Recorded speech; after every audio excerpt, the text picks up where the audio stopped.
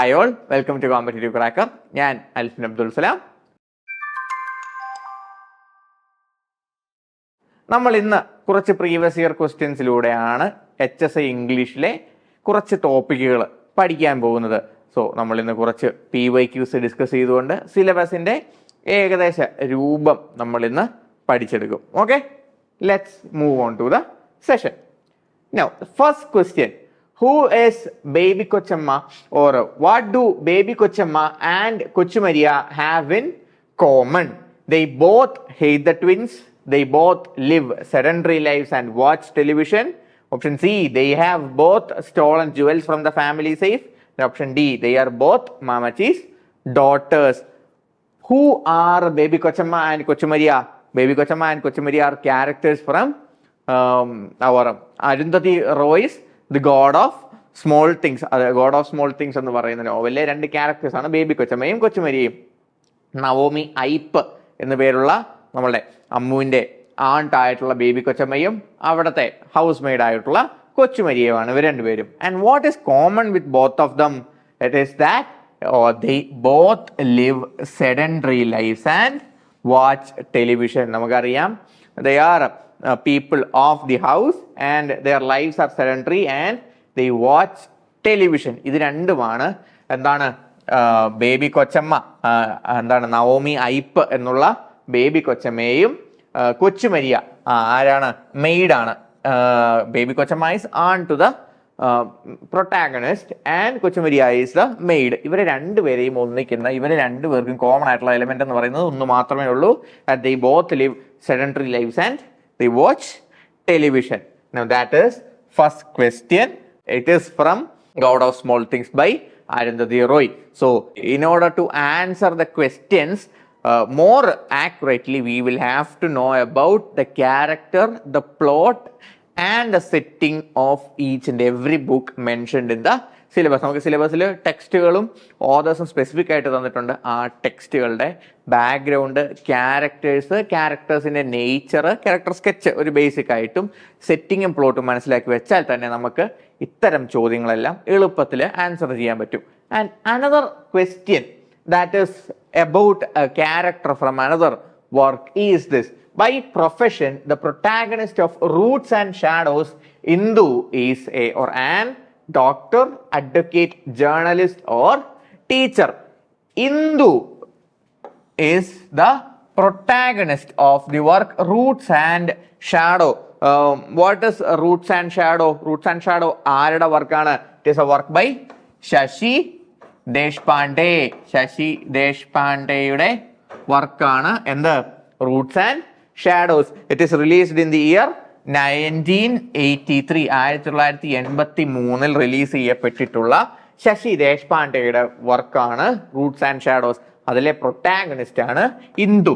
It is a novel that discusses how a modern woman living in India is exposed to the traditional values that is held to her inheritance, her family, her background and the traditional constraints, and how a person or a woman especially can blend modernity and tradition and live a hybrid life in the times of conflict and modernity എന്നുള്ള team discuss ചെയ്യുന്ന ഒരു വർക്കാണ്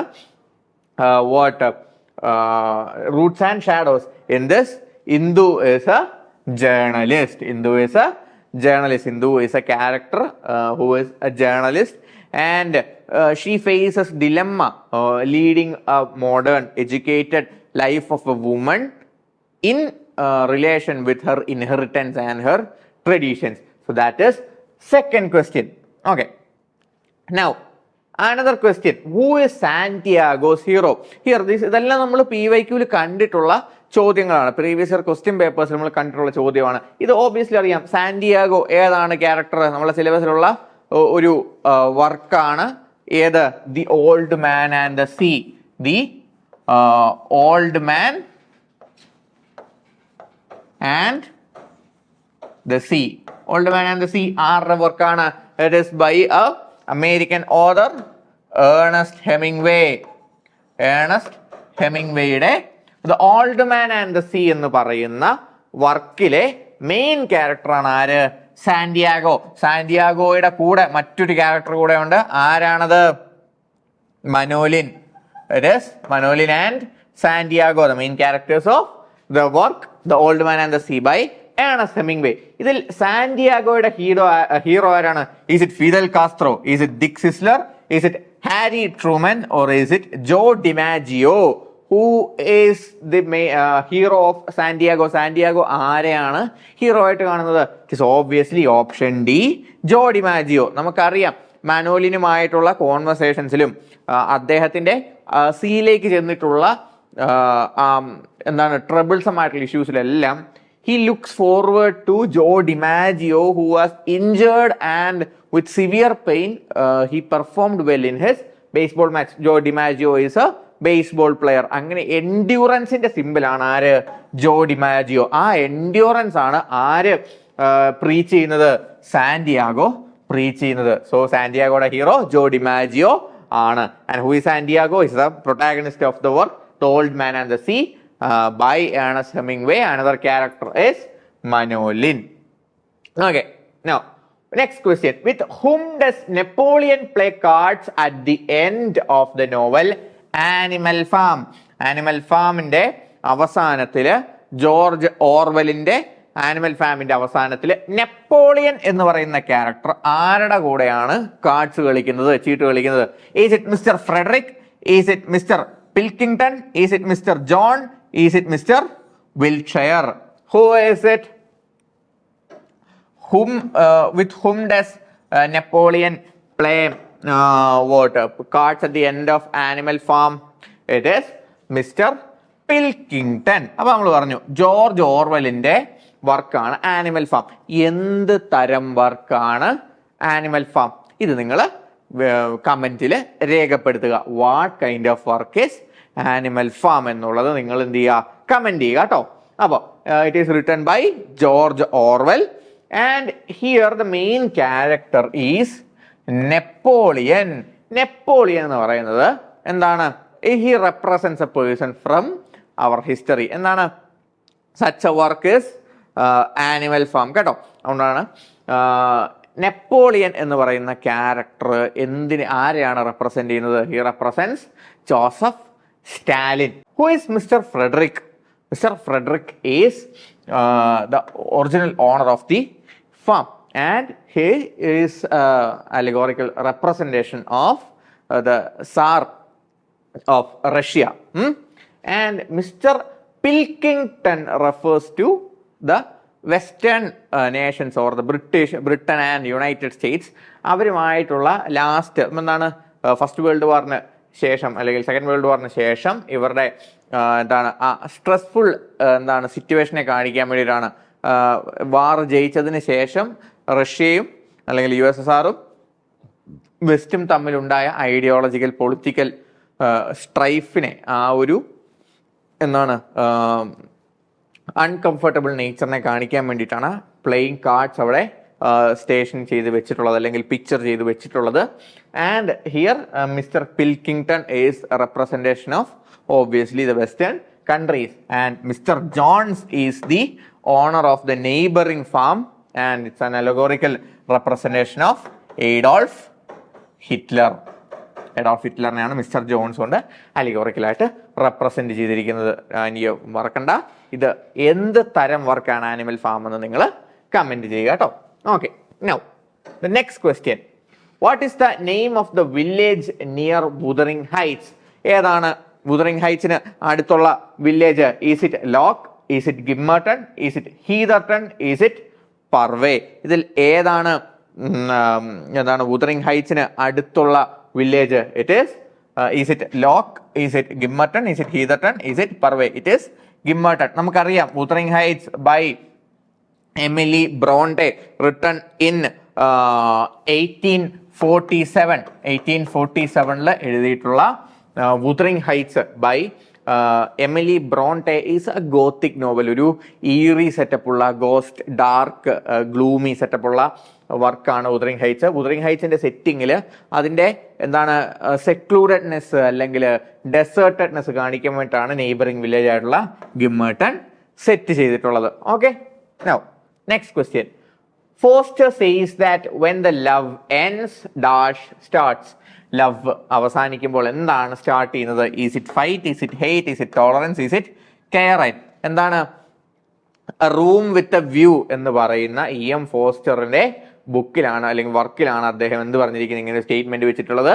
and the answer is option C, tolerance. When love ends tolerance begins എന്നാണ് EM foster പറഞ്ഞിട്ടുള്ളത് in his book room with a view. Okay, അപ്പോൾ PYQs കൊണ്ട് നമുക്ക് പഠിച്ചു കഴിഞ്ഞാൽ ആ ക്വസ്റ്റ്യൻ പാറ്റേൺ മനസ്സിലാക്കാൻ പറ്റും, സിലബസ് മനസ്സിലാക്കാൻ പറ്റും, സിലബസിൽ എവിടുന്ന് എന്ത് തരം ചോദ്യങ്ങളാണ് വരുന്നതെന്ന് മനസ്സിലാക്കാൻ പറ്റും. നമുക്ക് ഒരു ടെക്സ്റ്റ് മുഴുവൻ പഠിക്കാതെ അതിൽ കേന്ദ്രീകരിക്കേണ്ട ചോദ്യങ്ങൾ വരാൻ സാധ്യതയുള്ള ഏരിയാസ് മനസ്സിലാക്കി അതിന് കൂടുതൽ സ്ട്രെസ് കൊടുത്ത് നമുക്ക് പഠിക്കാൻ സാധിക്കും.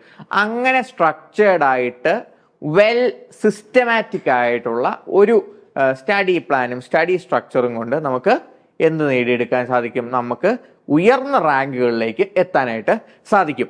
അങ്ങനെയുള്ളൊരു സ്റ്റഡി സ്ട്രക്ചറാണ് CCHSA ബാച്ച് നിങ്ങൾക്ക് വേണ്ടി ഒരുക്കിയിട്ടുള്ളത്. നോട്ടിഫിക്കേഷൻ വന്നിട്ടില്ല, വന്നിട്ട് പഠിച്ചു തുടങ്ങാം എന്ന് പറഞ്ഞ് കാത്തിരിക്കുകയാണെങ്കിൽ നമുക്ക് നഷ്ടപ്പെടുന്നത് പ്രിപ്പറേഷൻ്റെ വളരെ വിലപ്പെട്ട സമയമാണ്. എത്രയും നേരത്തെ നമ്മൾ പഠിച്ചു തുടങ്ങുന്നുവോ അത്രയും എളുപ്പത്തിൽ നമുക്ക് HSA എക്സാം അറ്റൻഡ് ചെയ്യാൻ പറ്റും, ഉന്നതമായ റാങ്കുകൾ കരസ്ഥമാക്കാൻ പറ്റും. അപ്പോൾ ഒന്നുകൊണ്ടും ആലോചിച്ച് സമയം വേസ്റ്റ് ചെയ്യേണ്ട, ഉടൻ ജോയിൻ ചെയ്യൂ, ഇപ്പോൾ പഠിച്ചു തുടങ്ങൂ. HSAയിൽ ഫസ്റ്റ് റാങ്ക് നമുക്ക് ഉറപ്പിക്കാം. Okay, now the next question. The poem Africa is an ode, dramatic monologue, sonnet and elegy. Africa ആരെഴുതിയിരിക്കുന്ന വർക്കാണ് Africa? It is a work written by David Diop. David Diop എഴുതിയിട്ടുള്ള വർക്കാണ് എന്ത്? ആഫ്രിക്ക. ആഫ്രിക്ക എന്ന് പറയുമ്പോൾ എന്ത് തരം വർക്കാണത്? Is it an ode, is it dramatic monologue, is it a sonnet, is it an elegy? എന്താണ് ഡ്രാമാറ്റിക് മോണോലോഗ്? ഡ്രാമാറ്റിക് മോണോലോഗ് എന്ന് പറഞ്ഞാൽ it will B A narrative form. എന്താണ്? ഒരാള് ഒരു എന്താണ് സ്പെസിഫിക് ലിസണർ ഇല്ലാതെ ഒരു കഥ നറേറ്റ് ചെയ്തുകൊണ്ടിരിക്കുന്നതിനാണ് ഡ്രാമാറ്റിക് മോണോലോഗ് എന്ന് പറയുന്നത്. സോണറ്റ് എന്താണ്? We know how sonnets are short poems. Shakespearean sonnets are 14-lined poems with elegy is a poem written mourning someone, and ode is something that is written describing or dedicated to something. And Africa is a poem by David Diop that describes Africa. That is an ode to Africa. So the answer is option A and ode. അപ്പോൾ ഈ dramatic മോണോലോഗിനെയും സോണത്തിന്റെയും എലജിയുടെയും, എലജിക്ക് ഇഷ്ടം പോലെ famous ആയിട്ടുള്ള examples ഉണ്ട് കേട്ടോ. അപ്പോൾ ഇതിലേതെങ്കിലുമൊക്കെ അല്ലെങ്കിൽ നിങ്ങൾക്ക് അറിയാവുന്ന എക്സാമ്പിൾസ് എലജിയുടെയും ഡ്രാമാറ്റിക് മോണോലോഗിന്റെയും സോണത്ത് ഞാൻ പിന്നെ പറയണ്ട, എന്ത് ചെയ്യുക? കമന്റ്സിൽ ടൈപ്പ് ചെയ്തിടുക. Okay, now next question. The most important literary devices employed in the poem "This is a photograph of me" is option A, personification, option B, hyperbole, option C, enjambment, and option D, synecdoche. എന്താണ് ഇതിൽ? This is a photograph of me is a poem by whom? Margaret Atwood. അപ്പോൾ ഇതിൽ അദ്ദേഹം ഉപയോഗിച്ചിരിക്കുന്ന literary device എന്താണ്? Personification ആണോ, hyperbole ആണോ, enjambment ആണോ, സിനക്ഡോക്ക് ആണോ? The device used here is enjambment. എന്താണ് എൻജാംമെന്റ്? എൻജാംമെന്റ് എന്ന് പറഞ്ഞു കഴിഞ്ഞാൽ ഒരു ലൈനിന്റെ എൻഡിൽ അല്ലെങ്കിൽ ഒരു 2 ലൈനുകളിലായിട്ട് എന്താണ് പങ്ക്ച്വേഷൻസ് ഒന്നും ഇല്ലാതെ ഒരേ ഐഡിയ ഡിസ്കസ് ചെയ്ത് പോവുക. അങ്ങനെ ഒരു ലൈനിന്റെ എൻഡിൽ ബ്രേക്ക് ഇട്ടുകൊണ്ട് അടുത്ത ലൈനിൽ പങ്ക്ച്വേഷൻസ് ഒന്നും ഇല്ലാതെ same idea same sentence continue ചെയ്ത് പോകുന്നതിനെയാണ് നമ്മൾ എൻജാംമെന്റ് എന്ന് പറയുന്നത്. And it is employed in the poem "This is a photograph of me" by Margaret Atwood. Personification എന്ന് പറഞ്ഞാൽ എന്താണ്? Personification means something that is given, non living given human ആട്രിബ്യൂട്ട്സിനാണ് നമ്മൾ പെർസോണിഫിക്കേഷൻ എന്ന് പറയുന്നത്. Comment down, what is hyperbole and synecdoche. The sills in the house of 1,000 doors are cut in iron, wood, bronze, red earth. The House of 1,000 Doors is a poem by Meena Alexander. And how is the sills cut? The house has 1,000 doors. The sills are cut in bronze. So the answer is option C, bronze. House of 1,000 Doors is a poem by Meena Alexander. അതിന്റെ opening ലൈൻസിൽ നിന്നാണ് ഇവിടെ question ചോദിച്ചിട്ടുള്ളത്. അങ്ങനെ opening lines, closing lines നമുക്ക് എന്ത് ചെയ്യണം, ഒരു poem പഠിക്കുമ്പോൾ നോട്ട് ചെയ്ത് വെച്ചാൽ അതിൽ നിന്ന് ചോദ്യങ്ങൾ വരാനുള്ള ചാൻസ് ഉണ്ട്. Now the next question. Some of the idioms of the poem Telephone Conversation point out the general geography of Moscow, Washington, London, Paris. Again a question from lines. എന്താണ് lines? Red booth, red pillar box, red double tired, omnibus, squelching tar എന്നുള്ള lines ആണ് telephone conversation എന്ന് പറയുന്ന വോളെ സോയിങ്കയുടെ 1963 പോയറ്റിൽ നിന്ന് വന്നിട്ടുള്ളത്. അതിൽ ഈ telephone കോൺവെർസേഷനിലെ idioms ഏതിനെയാണ് എന്ത് ചെയ്യുന്നത്, ഏത് ഏരിയയുടെ അല്ലെങ്കിൽ ഏത് സ്ഥലത്തിന്റെ ജനറൽ ജോഗ്രഫിയെയാണ് ഡിസ്ക്രൈബ് ചെയ്യുന്നത്? It is option C, London. നമുക്കറിയാം red telephone boxes and red double tiered buses ഇതെല്ലാം ലണ്ടന്റെ സിംബൽസ് ആണ്. So that is a poem, a telephone conversation by Wole Soyinka, and the city mentioned through idioms here is London. Now, how many stanzas does the poem Because I Could Not Stop for Death have?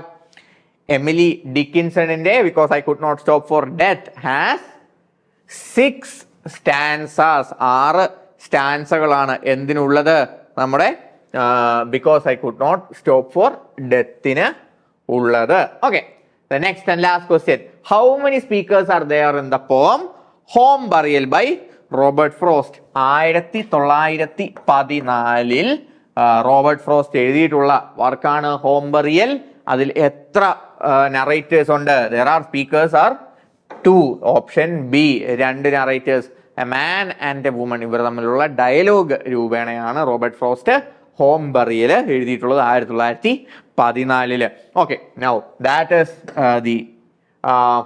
okay, now when was the poem Obituary published? ഏത് വർഷമാണ് obituary publish ചെയ്യപ്പെടുന്നത്? Is it 1970? Is it 1971? Is it 1972? Is it 1973? The answer is option B, 1971. 1971 obituary release ചെയ്യപ്പെടുന്നത്. Obituary, who wrote obituary? Obituary is a poem written by A.K. Ramanujan. A.K. Ramanujan is a famous Indian English writer. അദ്ദേഹത്തിന്റെ famous പോയമാണ് obituary. It was written in 1971. That is the end of today's sessions. അപ്പോൾ നമ്മൾ ഇന്ന് PYQs ആണ് discuss ചെയ്തത്. നമ്മൾ മനസ്സിലാക്കി എന്താണ് പോയത്തിന്റെ വർഷം, പോയത്തിന്റെ കണ്ടന്റ്, ക്യാരക്ടേഴ്സ്, ക്യാരക്ടർ ബാക്ക്ഗ്രൗണ്ട്, നോവൽസിന്റെ ക്യാരക്ടേഴ്സ്. ഇവിടെ നിന്നെല്ലാം നമുക്ക് ചോദ്യങ്ങൾ പ്രതീക്ഷിക്കാം. അപ്പോൾ നമുക്ക് എങ്ങനെ പഠിക്കണം, എങ്ങനെ ഒരു വർക്കിനെ നമ്മൾ നോക്കിക്കാണണം എന്നുള്ളൊരു ഐഡിയ നമുക്ക് ലഭിച്ചു. ഇങ്ങനെ പഠിച്ചു കഴിഞ്ഞാൽ നമുക്ക് എന്ത് ചെയ്യാൻ സാധിക്കും? ക്വസ്റ്റ്യൻസിനെ നമുക്ക് കൂടുതൽ പ്രെഡിക്റ്റബിൾ ആക്കാനായിട്ട് സാധിക്കും. നമുക്ക് എക്സാമിനെ കൂടുതൽ പേടിയില്ലാതെ ലാഘവത്തോടെ ഫേസ് ചെയ്യാൻ സാധിക്കും, പെർഫോം ചെയ്യാൻ സാധിക്കും, റാങ്ക് കരസ്ഥമാക്കാൻ സാധിക്കും. അപ്പോൾ ആരും വെയിറ്റ് ചെയ്യേണ്ട, ജോയിൻ ചെയ്യുക, പഠിച്ചു തുടങ്ങുക. HSA റാങ്ക് നിങ്ങൾക്കുള്ളതാണ്. Okay, thank U.